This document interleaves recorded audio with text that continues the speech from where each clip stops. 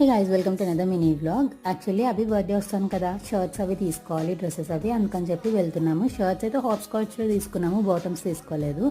Bottoms కోసమని వెళ్దామని బయలుదేరాం. ఇలాగా వాన మబ్బు, క్లైమేట్ అయితే చాలా బాగుంది. అప్పటిదాకా వేడిగా ఉంది, అప్పటికప్పుడు కూల్ అయిపోయింది. సరే షాపింగ్ అంటే అవి రాడని చెప్పి షాపింగ్ అయ్యాక ఎక్కడికైనా తీసుకెళ్తా అంటే డీమార్ట్ తీసుకెళ్ళమన్నాడు. సరే వెళ్ళాము. డీమార్ట్కి వెళ్ళామంటే అవసరమైన వాటికంటే అనవసరమైన ఖర్చు ఎక్కువ అవుతుంది.